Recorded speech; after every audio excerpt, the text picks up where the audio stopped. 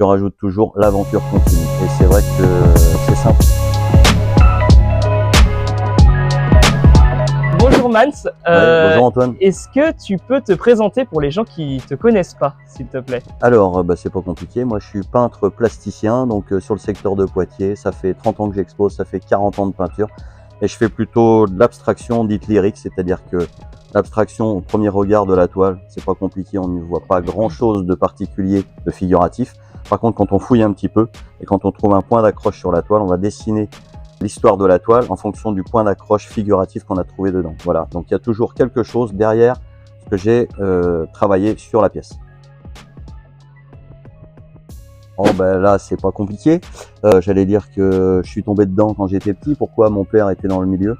Études à l'école Tessier à Tours qui n'existe plus malheureusement. Il faisait faux bois, faux marbre, décors de théâtre et autres. Et moi, j'ai toujours traîné dedans quand j'étais petit. Donc l'apprentissage étant en gros 50% de l'observation. Résultat, j'ai toujours vécu dans la peinture à la maison. Et puis derrière, on choisit ses matières, ses outils et autres. Et puis on choisit ce qu'on a envie de faire. C'est vraiment mon inspiration propre, c'est toute ma vie et création. C'est un voyage que je vais faire, c'est une musique que je vais écouter. C'est un spectacle que je vais aller voir. Pour la petite dernière, il y a une semaine et demie. Spectacle Monumental Tour sur le château de Chambord. Il est sorti une pièce. Donc voilà comment ça fonctionne.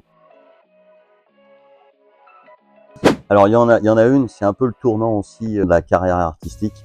2012-2013, je rencontre Gérard Bourgeois, qui est le créateur de la chanson Sur la plage ensoleillée. Okay. Et vous la connaissez bien sûr, Brigitte Bardot. Et il m'a sollicité pour justement retranscrire avec mon travail et ma vision des choses pour retravailler Starmania.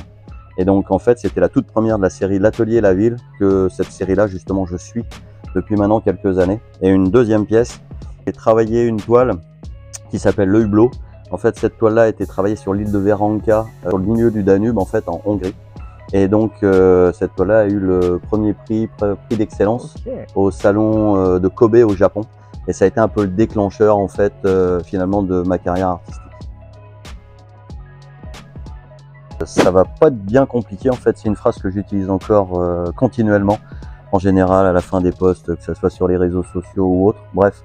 Je rajoute toujours l'aventure continue. Et c'est vrai que c'est simple à pouvoir continuer à peindre et de vivre un peu aussi de son travail. C'est juste le top. Donc peu importe, je fais ce que je veux comme je veux.